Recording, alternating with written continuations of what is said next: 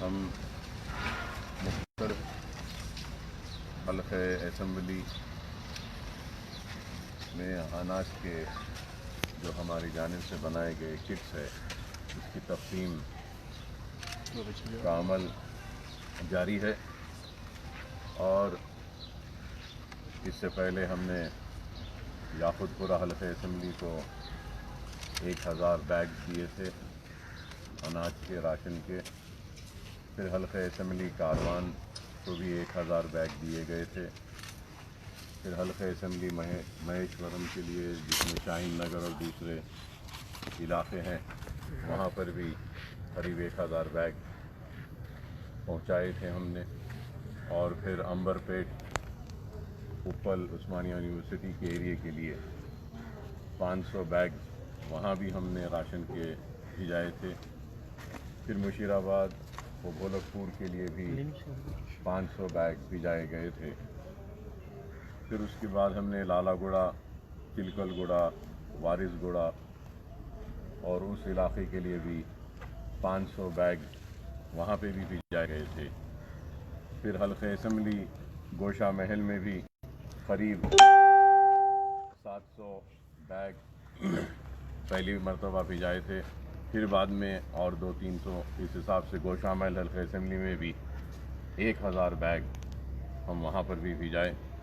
اور پھر راجندر نگر حلقہ اسمبلی میں بھی ہم نے قریب 1000 بیگ وہاں پر بھی راشن کے بھیجائے گئے تھے۔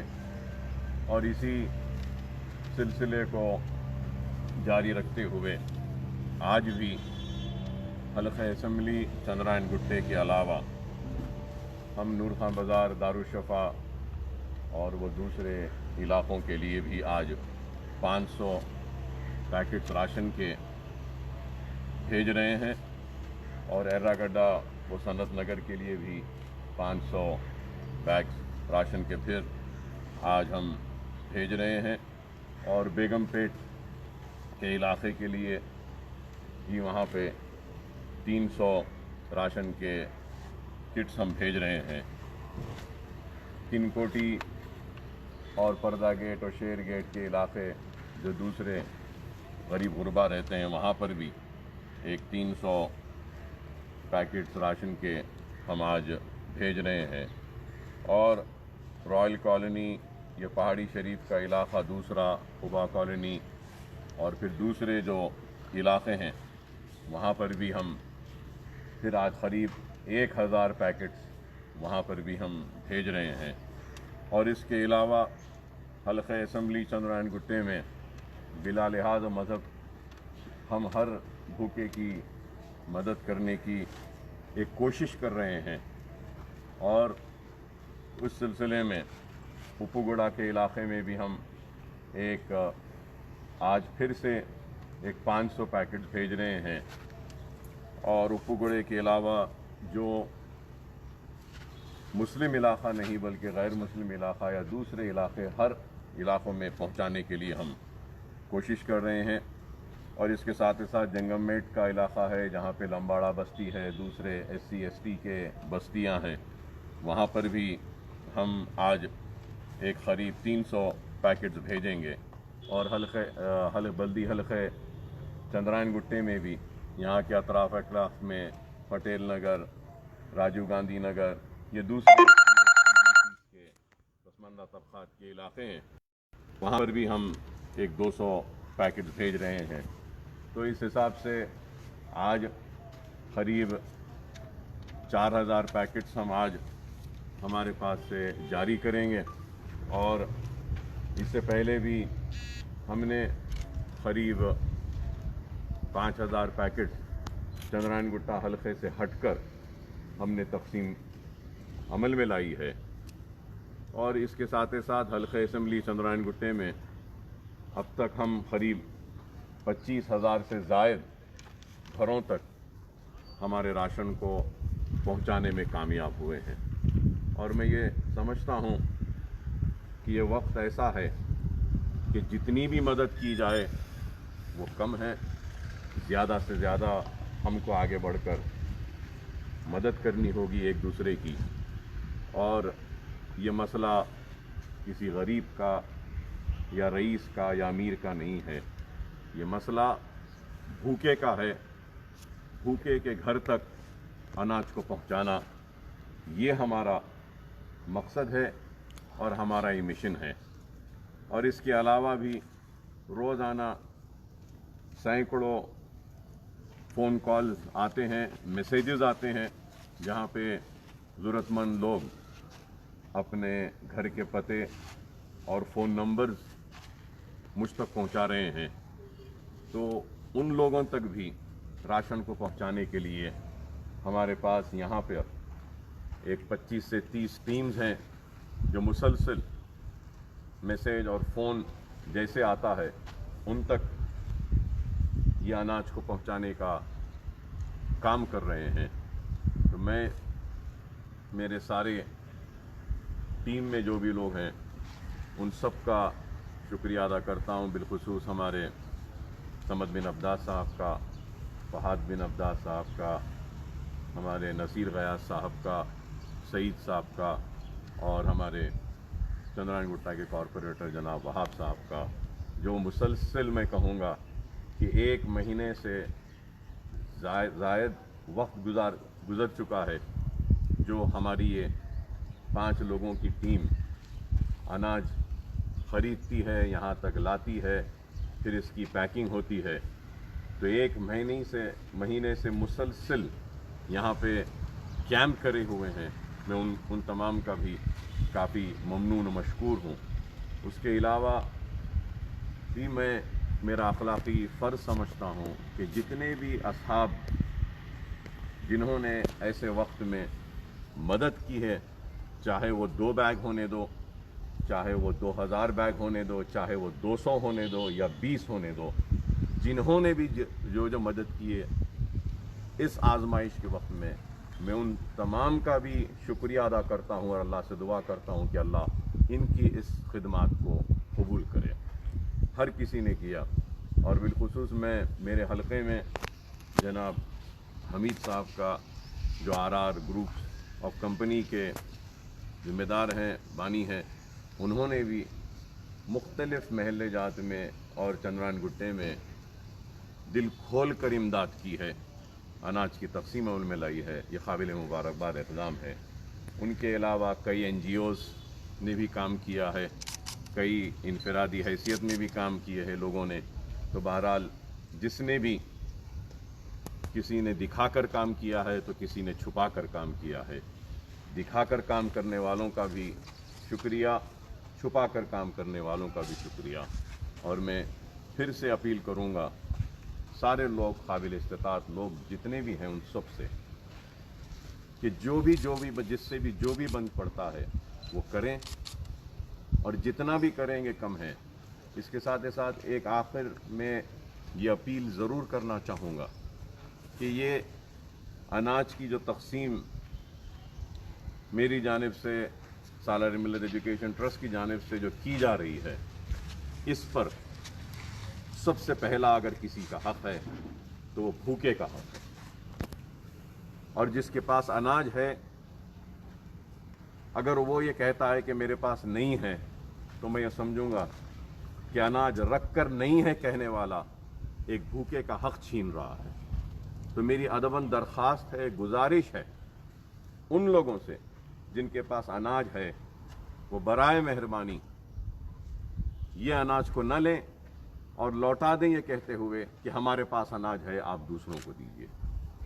کیونکہ ہمارے شہر میں کئی ایسے عزت دار لوگ ہیں جو قطاروں میں نہیں کھڑے ہو سکتے، جو مانگ نہیں سکتے، جو پھر کر اناج جمع نہیں کر سکتے، اپنی عزت کے خاطر وہ شرمندہ ہو جاتے ہیں، پریشان ہیں۔ تو خدا را جن کے پاس اناج ہے وہ یہ نہ سمجھیں کہ اکبر صاحب کے پاس سے آ رہا ہے تو ہمارا حق ہے۔ نہیں، اکبر صاحب کے پاس سے جو آ رہا ہے اس پر بھوکے کا حق ہے، جس کے پاس ہے اس کا نہیں ہے۔ تو میں اپیل کرتا ہوں کہ ذرا اس پر بھی غور کریں، کیونکہ وائٹ راشن کارڈ جن کے پاس ہے ان کو 12 کلو چاول تو کیسے بھی مل رہا ہے، 2000 روپیے بھی مل رہے ہیں، 500 रुपये मरकज़ी हुकूमत, 1500 रियासती हुकूमत की तरफ से।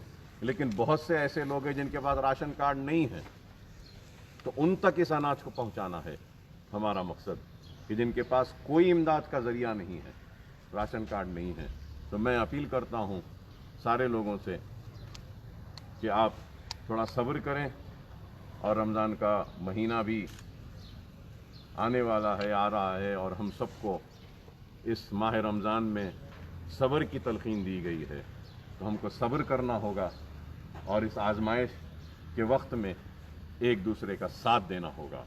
और रमज़ान के महीने में भी हमने तय किया है कि हम करीब 3000 लोग का खाना भी हम हल्का असेंबली चंद्रायन गुट्टे में रोज़ाना पकाएंगे, पैकेटों में डालेंगे और मुख्तलिफ मुकामात पर रोज़ेदारों में तकसीम करेंगे।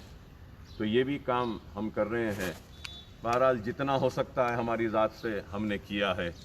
काम का आगाज़ सबसे पहले जब किया था तो ये सोचकर हमने किया था कि चंद्रायन गुट्टे के हल्का और दूसरे हल्कों में थोड़ा बहुत कुछ तकसीम करेंगे।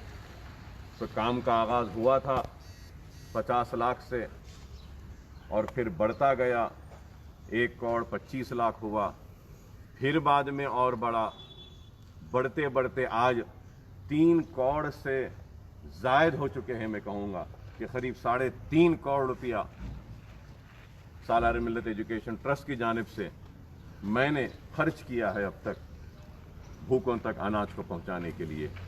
तो हम जितना हो सकता है अपनी जानिब से कर रहे हैं। करीब 60,000 के करीब पैकेट्स अनाज के बनाए हैं, और अभी भी हमारे पास ऐसी प्लानिंग हम करे हैं कि अगर ये लॉकडाउन अगर आगे भी बढ़ता है तो इंशाअल्लाह हमारी जानिब से जितना हो सकता है हम माह रमज़ान के इख्तिताम तक, ईद तक अनाज की तकसीम को जारी रखने की एक कोशिश कर रहे हैं। और अगर अल्लाह राज़ी है और अल्लाह हमसे काम लेना चाहता है तो इंशाअल्लाह हम इस काम को पूरी ईमानदारी के साथ भूखों तक अनाज को पहुंचाने की कोशिश करेंगे।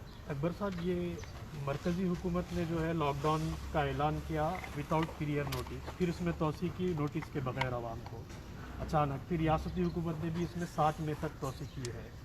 आपकी जानिब से, जमात की जानिब से, जैसा कि आपने बताया कि कई NGOs की जानिब से लोगों की इमदाद की जा रही है, लेकिन लोगों की एक आम शिकायत है कि लॉकडाउन में ये अचानक सख्ती की वजह से जो अनडिक्लेयर कर्फ्यू कर दिया गया है, जो गाड़ियाँ सीज़ की जा रही हैं रमज़ान से पहले, काफ़ी उन्हें दुश्वारियाँ हो रही हैं। कई लोगों को मेडिकल एमरजेंसीज़ हैं, NGOs की गाड़ियाँ सीज़ की जा रही हैं, उन्हें इमदाद करने नहीं दिया रहा है। एक आम शिकायत ये है कि बहुत ज़्यादा सख्ती की जा रही है, मुसीबत के हालात हैं, ऐसे में ये सख्ती उन्हें जो है बहुत ही नागवार गुजर रही है। इस पर आपका क्या कहना है? सबसे पहले तो मैं ये कहूँगा कि जो सख्ती की जा रही है वो सख्ती आवाम की जान को बचाने के लिए, इस बीमारी से उनको महफूज रखने के लिए की जा रही है। और दूसरी बात ये भी है कि जो लोग जो फ्रंट लाइन पर है इस बीमारी के रोकथाम के लिए या इस बीमारी से लड़ने के लिए, जिसमें पुलिस भी है, दूसरे एडमिनिस्ट्रेटिव स्टाफ भी है, ये सारे लोग भी इंसान बशर हैं। सुबह से शाम तक, शाम से रात तक, फिर रात से सुबह तक ये लोग भी बैठे रहते हैं, काम कर रहे हैं, कोशिश कर रहे हैं कि जितना हो सके सिचुएशन को कंट्रोल करें। क्योंकि इस बीमारी को रोकने का वाहिद इलाज ये है कि सोशल डिस्टेंसिंग को मेंटेन किया जाए, घरों में रहा जाए, इसके ज़रिए ही कर सकते हैं। रहा सवाल कि अचानक ऐलान करना, हाँ, ये एक बहुत सख्त फ़ैसला लिया गया है जिससे आवाम को काफ़ी दुश्वारियाँ पेश आ रही हैं, काफ़ी तकलीफ़ हो रही है। क्योंकि कई अचानक ऐलान करने से घर वालों ने कुछ इंतज़ाम भी नहीं किया है। तो इस ताल्लुक़ से हुकूमत को भी गौर करना चाहिए। एक तरफ़ा बंद कर देने से ही मसले का हल नहीं होगा। लोग परेशान हैं, अनाज नहीं है, भूखे हैं, और उसके अलावा डायबिटीज़ के पेशेंट से दवाओं से महरूम हैं, BP के पेशेंट से दवाओं से महरूम हैं, कई दिल के अमराज में मुतासर हैं, कई अमराज में मुतासिर हैं, लोग उनके पास दवाइयाँ नहीं हैं, तो हुकूमत को चाहिए कि इस पर भी गौर करें और किस तरीके से दवाएं पहुंचाई जा सकती हैं वो भी गौर करना चाहिए। या नहीं तो बस्ती दवाखाने हैं, जिस तरीके से राशन की दुकान से राशन तकसीम किया जा रहा है, मैं रियासती हुकूमत से मुतालबा करूँगा कि बस्ती दवाखानों के ज़रिए जितने भी गरीब गुरबा हैं जो बीमारियों में मुब्तला है, बस्ती दवाखानों में 1-2 दिन पहले उनके पर्चियों को, डॉक्टर्स के प्रिस्क्रिप्शंस को जमा करें, एक 8 दिन का वक्त दें, और हो सका अगर तो डोर टू डोर उनके दवाइयाँ उनके घरों तक पहुँचाने का इंतज़ाम करें, क्योंकि ये बहुत ज़रूरी है। इसके साथ ही साथ मैं कहूँगा कि कई घरों में छोटे मासूम बच्चे हैं जो 6 महीने के, 1 साल, 2 साल, 3 साल के हैं, वो दूध से महरूम हैं। हुकूमत को चाहिए कि डेयरी डेवलपमेंट कॉरपोरेशन के ज़रिए इतना दूध रियासत में है, दावे किए जाते हैं कि इतना दूध है हमारे मुल्क में, इतना दूध है हमारे रियासत में, विजय डेयरी है, दूसरे है, कई हैं ऐसे, तो क्यों नहीं इन मासूम गरीब लोग और बच्चे जो दूध के लिए परेशान हैं, उनके दूध का इंतज़ाम क्यों नहीं किया जा सकता? ये काम किया जा सकता है, समझ नहीं आता कि क्यों हुकूमत नहीं कर रही है। करना चाहिए, इन नुकात पे गौर करना चाहिए। सोशल मीडिया पर भी मैंने ये तबसरे देखे हैं और मेरा अपना भी ये तज्जिया है कि जब भी वज़ीर आज़म टीवी पर आ रहे हैं, आवाम से ताउन तलब कर रहे हैं, लेकिन मरकज़ी हुकूमत की दस्तूरी ज़िम्मेदारी है कि वो अपना दस्ते ताउन गरीबों मजबूरों तक पहुँचाए, लेकिन ऐसा नहीं हो रहा है। इस पर आपका क्या तबसरा? हाँ, ये बात बिल्कुल सही है कि ये ऐसा वक्त है कि निकलना है, और हम देखते हैं कि यूनाइटेड स्टेट्स ऑफ अमेरिका के जो सदर हैं, वहाँ के जो प्रेसिडेंट है जनाब ट्रम्प साहब, वो रोज़ाना रात में, हिंदुस्तान के टाइम के हिसाब से रोज़ाना रात में 2-3 बजे वो मीडिया में आते हैं, प्रेस से मुलाकात करते हैं, सवालात और जवाबात, सवालात लेते हैं, जवाबात देते हैं। लेकिन हमारे प्राइम मिनिस्टर नहीं आते हैं। क्यों नहीं आते हैं, क्यों नहीं बोलते हैं कि क्या करने वाले हैं, मुझे नहीं मालूम। मैं समझता हूं कि जितने भी जिम्मेदारान हैं उनको निकल कर आगे आना पड़ेगा कि आवाम की तकालीफ में, ऐसे वक्त में, आवाम की मुसीबत के वक्त अनाज के गोदाम भरे पड़े हैं, चावल भरा पड़ा है, लेकिन वो तकसीम नहीं हो रहा है।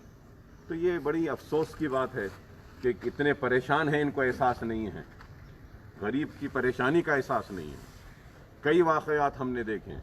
एक तस्वीर सोशल मीडिया पे आई है कि दूध गिर गया है, एक कोने में कुत्ते दूध पी रहे हैं, तो एक आदमी उस दूध को उठा रहा है। हमारे हलके में भी हमारे लोगों ने, हमने देखा है कि किस तरीके से 2 लोग जो सड़ी हुई तरकारी को जब एक तरकारी फरोश ने एक कोने में फेंक कर चला जाता है, तो एक मियाँ बीवी मोटरसाइकिल पे रुकते हैं और बीवी आगे बढ़ के जाती है और सड़ी हुई तरकारी में से कुछ तरकारी चुन कर लेकर जा रही है। उसकी भूख का ये आलम है। तो ये चीज़ों पे गौर करना चाहिए, सिर्फ बातें करने से नहीं होगा। अब ये वक्त है कि निकलना होगा आगे, और जितने गोदामों में जो कुछ भी है वो बांटना होगा, तकसीम करना होगा गरीबों को, और ये ज़रूरी है। ये रियासती हुकूमत की जानिब से किराएदार मकानदार से मुताल्लिक़ एक पॉलिसी बनाई है 3 महीने का किराया डिफर करने का, लेकिन लोगों का ये ख्याल है कि क्यों नहीं रियासती हुकूमत बरक़ी के बिल्स माफ़ कर रही है, वाटर चार्जेस क्यों नहीं माफ़ कर रही है, इस तरह की रियायतें, टैक्स में क्यों एग्जम्पशन नहीं दिया जा रहा है। ऐसे हालात में रियासती हुकूमत खुद आगे बढ़ के लोगों की क्यों मदद नहीं कर रही? देखिए, रियासती हुकूमत तो कर रही है, और तनकीद बराए तनकीद करना सही नहीं होता है। मैं कहूँगा कि KTR साहब बिलखुसूस मुसलसिल घूम रहे हैं, फिर रहे हैं, KCR साहब भी मीटिंग्स ले रहे हैं, और रियासती हुकूमत की जानिब से वाइट राशन कार्ड होल्डर्स को 1500 रुपये भी दिए गए हैं, और एक नया हॉस्पिटल भी गच्ची बोली के पास भी आ रहा है। इस काम तो हो रहा है, लेकिन मैं समझता हूँ कि और काम करना चाहिए। और ये फैसला कि एक के मुंह से निवाला खींचना और दूसरे के मुंह में निवाला डालने वाला है कि मकान मालिक किराया हासिल ना करें और 3 महीने तक تو سوال یہ ہے کہ کئی ایسے مکان کے مالکین ہیں جن کا گزر بسر کرائے پہ ہوتا ہے. اگر ان کو کرایہ نہیں ملے گا تو پھر ان کا گھر کیسے چلے گا؟ اگر ان سے کرایہ نہیں لینے کی بات کر رہے ہیں آپ، اگر میں مکاندار ہوں تو مجھ سے کہہ رہے ہیں کہ اکبر صاحب آپ کرایہ مت لیجئے، ٹھیک ہے میں نہیں لیتا ہوں، تو گورنمنٹ سے پراپرٹی ٹیکس معاف کریے آپ. وہ نہیں کریں گے. اور پھر آپ ایک سیلنگ لگائیے کہ وہ گھر جس کے کرائے 10,000 سے نیچے ہیں، 10,000 سے نیچے ہیں، ان کو ڈیفر کریے آپ. 10,000 کے جو نیچے جو ہیں ان کو دینے کا لزوم بنائیے، اور یا کچھ سہولت نہیں دیجیے، اور اس سے بڑھ کر جو ہیں ان سے بولیے کہ ان سے نہ لیں. لیکن ہر ایک سے یہ کہیں گے کہ کیسے ہوگا کہ آج آپ انڈسٹری آج پوری ٹھپ ہے، پاور کنزمپشن کم ہے، واٹر کنزمپشن کم ہے. تو میں حکومت سے مطالبہ کروں گا کہ وہ اعلان کر دیں کہ اتنے یونٹس تک بل نہیں لیا جائے گا کسی سے پاور کا، اتنے یونٹس تک پانی کا بل نہیں لیا جائے گا، یہ پراپرٹی ٹیکس نہیں لیا جائے گا. ارے آپ یہ اعلانات کریے، نہیں ایک ہی کو کرنا ہے.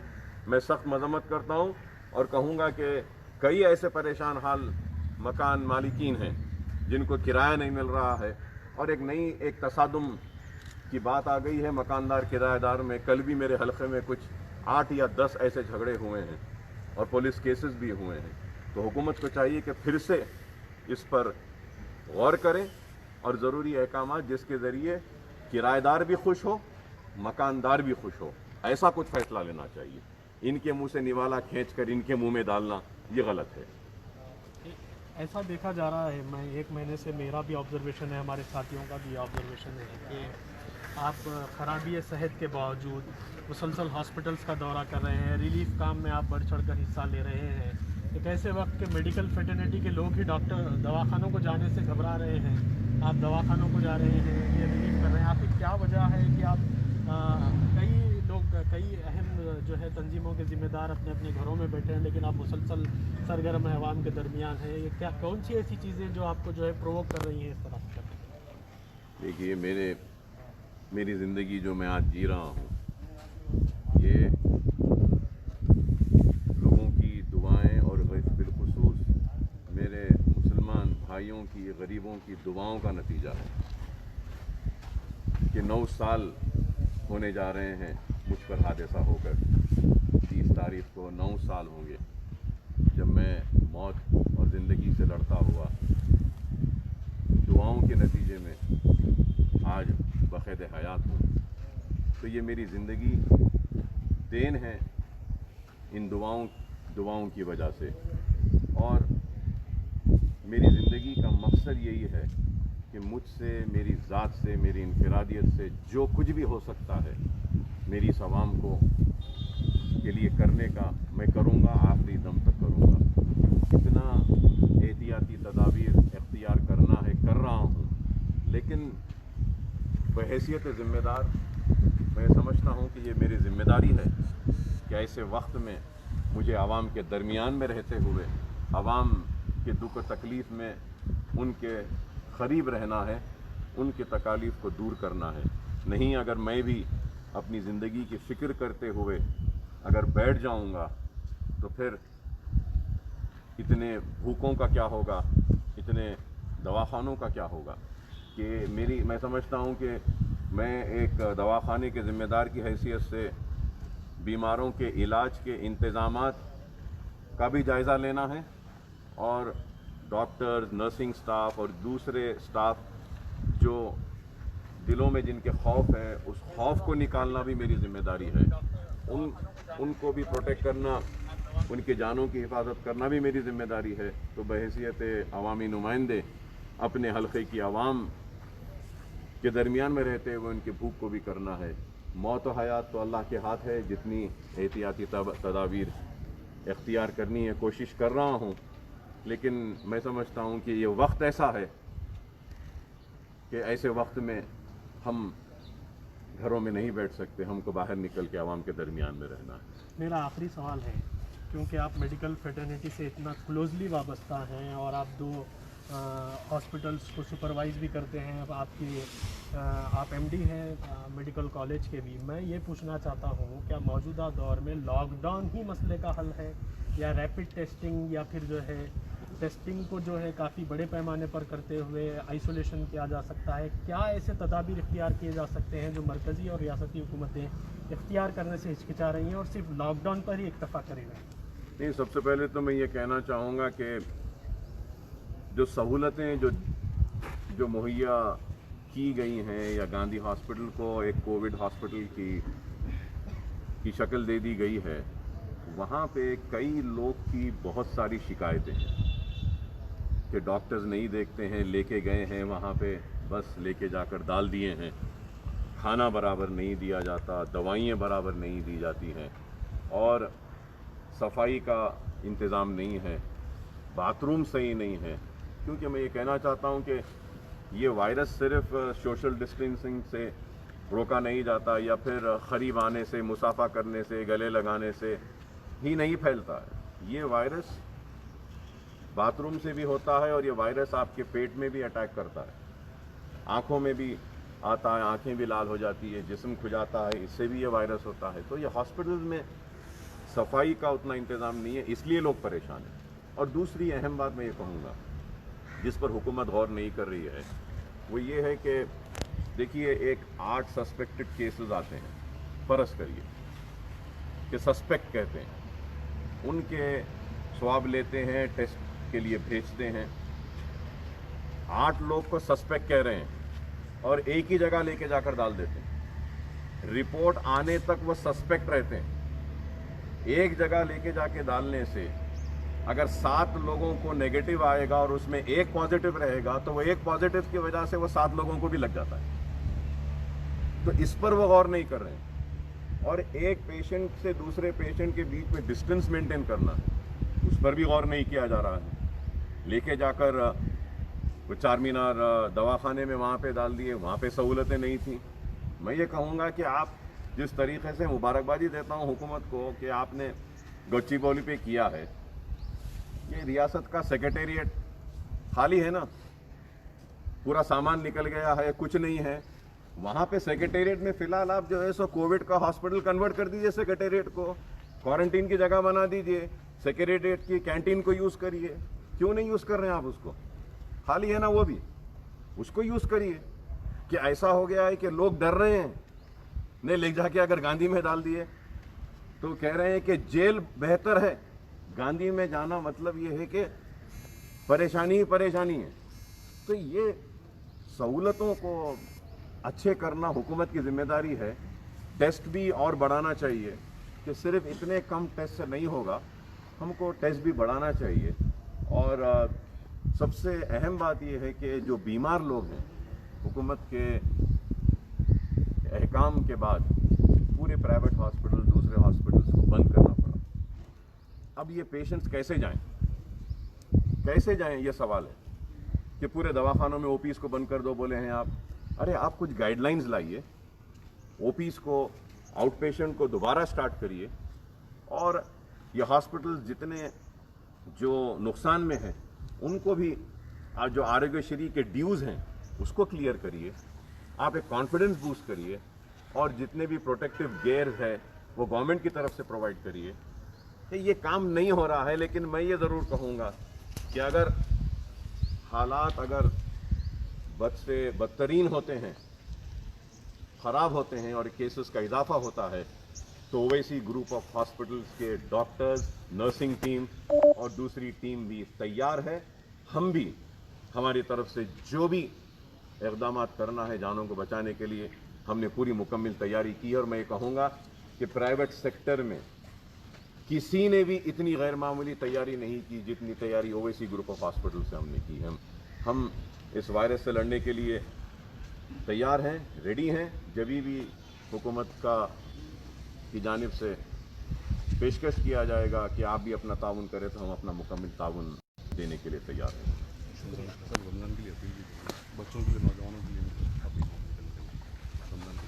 माह रमज़ान का आगाज़ भी होने जा रहा है, तो मैं आवाम से और बिलखुसूस नौजवानों से अपील करता हूँ کہ وہ گھروں میں رہیں، گھروں میں عبادت کریں، اور یہ وقت ہے اللہ کو راضی کرنے کا کہ اللہ کا جلال ہے یا اللہ کا عذاب ہے یا اللہ کا غصہ ہے جو اس طریقے سے آیا ہے کہ ساری دنیا تھم گئی ہے، رک گئی ہے۔ تو ہم کو اس ماہ رمضان کے اپنے روزوں کے ذریعے، اپنی عبادتوں کے ذریعے، اپنی قرآن خوانی کے ذریعے اللہ کو راضی کرنا ہوگا، اللہ کی بارگاہ میں جھک کر سجدہ ریز ہو کر اپنے گناہوں سے توبہ کرنا ہوگا، اور اللہ سے دعا کرنا ہوگا کہ اللہ یہ حالات کا اختتام کرے اور ان جو مشکلات سے گزر رہا ہے ہر انسان اس کو ختم کرے، اور یہ وائرس کو ختم کرے، اور ہم سب کو ایک دوسرے کی مدد کرنے کی توفیق و ہدایت عطا فرمائے۔ میں نوجوانوں سے اپیل کروں گا کہ خدا کے لیے، اللہ کے لیے رمضان کے مہینے میں راتوں میں ادھر ادھر مت گھومیے۔ آپ اگر گھومیں گے اور بیماری کو لے کر گھر میں آئیں گے تو آپ کی وجہ سے گھر کے بزرگوں کی جانوں کو خطرہ ہوگا، کیونکہ بوڑھے جسم کمزور ہوتے ہیں اور جلدی یہ وائرس ان کو اٹیک کرتا ہے۔ تو میری نوجوانوں سے درخواست ہے کہ وہ باہر گھومنا پھرنا ذرا کم کریں اور عبادتوں پہ توجہ دیں اور ایک دوسرے کی مدد کریں۔